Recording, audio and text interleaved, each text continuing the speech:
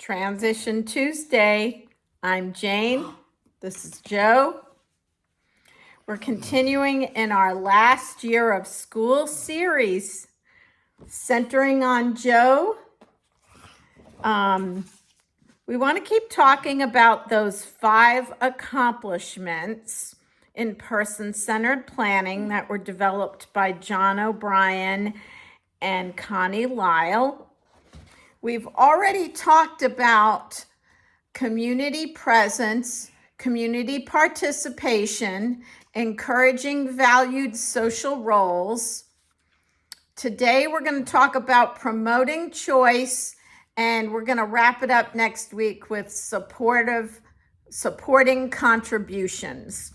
So these are 5 things that person-centered planning focuses on accomplishing to really have a good quality of life as a person with a disability.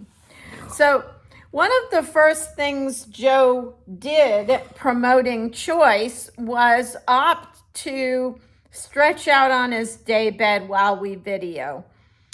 Joe has had a lot of chair time the last couple of days, and he just didn't want to sit in his chair. And because Joe making decisions for himself is very important to person-centered planning and absolutely right, I mean, if I don't want to sit in a chair, I get up and stretch out or stand up or walk around. Joe needs to be able to communicate those very same things. So Joe, I'm proud of you for choosing not to sit in your chair today and to take care of your needs. So the last couple of weeks, we've been rating Joe's ability in those areas of 5 accomplishments on a scale of 1 to 5, 1 being no presence, 5 being famous. So talking about promoting choice, we gave Joe a 3 because Joe is making daily choices, which we are tracking on his SMART goals chart. And we are, like I said, practicing our SMART goals. Today, I'm going to give you a 4 because he made a really important choice about how he could function, how we could still make our video today in a way that supported him. And Joe is proud of that, and I'm proud of you. So, rule number 1 of choice making is presume competency. Well, we certainly demonstrate that today with Joe's ability to tell me what he needed. Rule number 2, trust the process. So even though this is not ideal, and we had to do some crazy moving around to get the camera situated, we're trusting the process. We're going to let Joe guide how we make these choices and presuming competency. We're going to trust that Joe can make choices for himself. Even if sometimes the choices turn out to not be great choices, that is a part of everybody's growing up experience. So I want to talk about some areas of choice. So if you are a young person who is in your high school years and you're watching this video maybe in a special ed classroom or, right? Joe's very excited about this idea. Or maybe you are watching it with your family and you are in the process of making choices about your life and about your future. I'm going to give you some guidance. Joe and I are going to give you some guidance on what those areas where you can presume competency and trust the process might be. education. So I want to ask you, people out there, young people out there in YouTube land, do you participate in your IEP meetings? Do you sit in the IEP meeting, and are you able to tell the people in that meeting sitting around the table what you're good at, what you might need help with, and maybe what you'd like to do after high school? If you can do those three things and talk about choosing in those three areas, I give you a 2 thumbs up. If you're not, then maybe talk to your parents or the folks, your case manager in your school, your teacher, somebody that you trust, and tell them, explain to them that you want to participate in your IEP meetings, and then help them understand how you'd like to participate. Or maybe they'll help you figure out how you can participate. If you are reaching the end of your high school career and you want to go to a post-secondary program, whether it's a college, a technical school, an inclusive post-secondary education program, then or some kind of training program, then you need to communicate somehow that that is the choice that you would like to make as part of your education goals. Employment. What would you like to do for a job? Where would you like to work?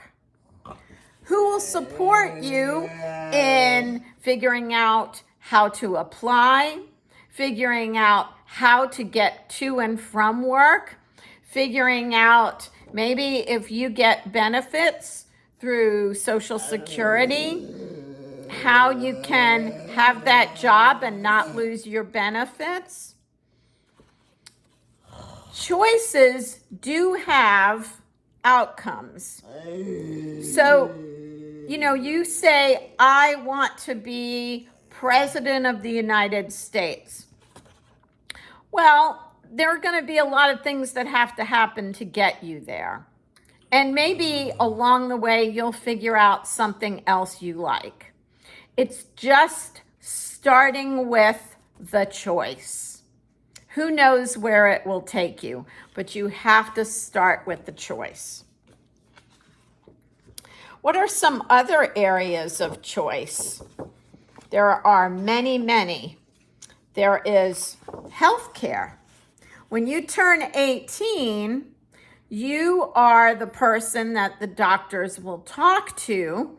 And if you want the doctor to talk to your parents or another trusted adult, you have to sign a release of information so that the doctor has your permission to share information.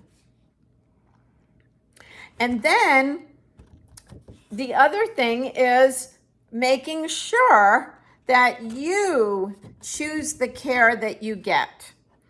So you're allowing people to come to the doctor with you, but what if you don't like that doctor? What if you'd like to see if there's a different doctor that maybe you get along with better, or maybe treats you like an adult, or maybe is closer to home? That is another choice that you can look at, as part of your planning as an adult. Home and community. Where do you want your home to be? Do you want to live with your parents?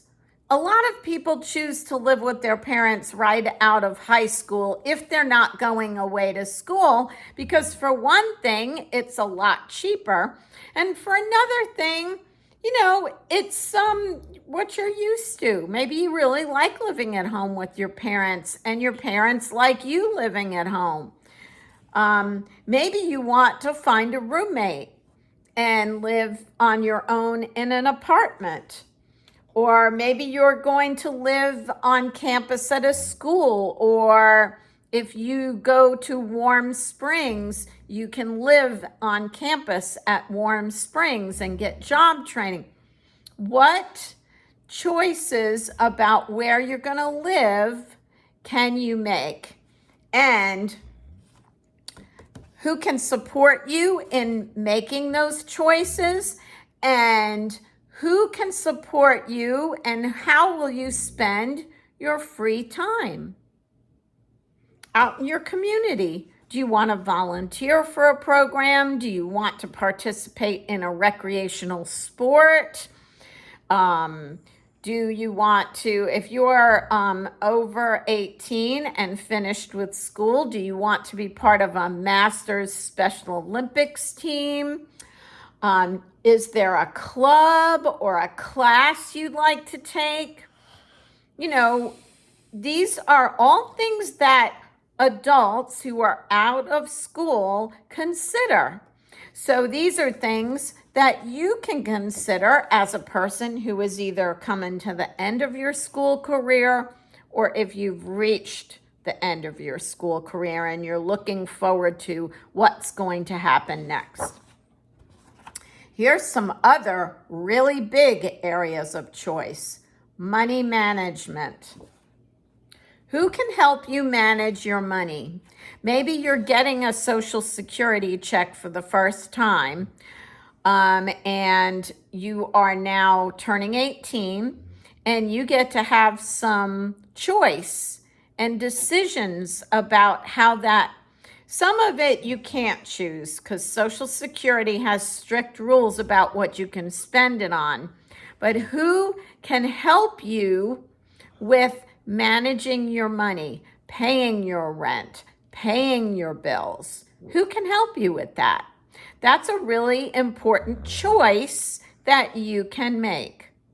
Now, most people choose their parents, but if you maybe don't have parents in your life and you have trusted adults or friends who can help you be responsible, it's important to think about those things because money is a big, important adulting skill to have. Managing your money is a big, important adulting skill.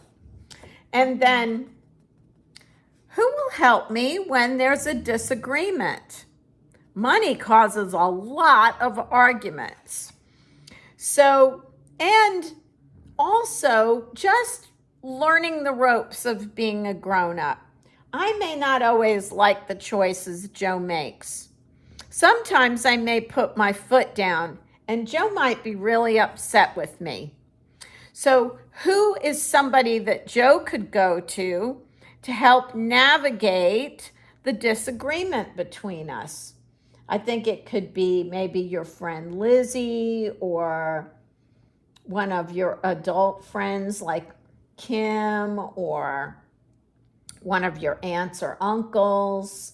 Who can you go to when you are trying to make a decision on your own as an adult, and the adults in your life, usually your parents, don't agree with you?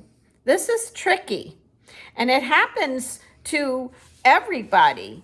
All young people who have, whether you have a disability or not, are sometimes going to disagree with the people in charge or people who are authority figures. So it's important for you to learn that skill of how to navigate things when you disagree. These are all really important parts of choice making. Now, will you always make the right choice? No. I certainly have never always made the right choice. And is it okay if you make the wrong choice?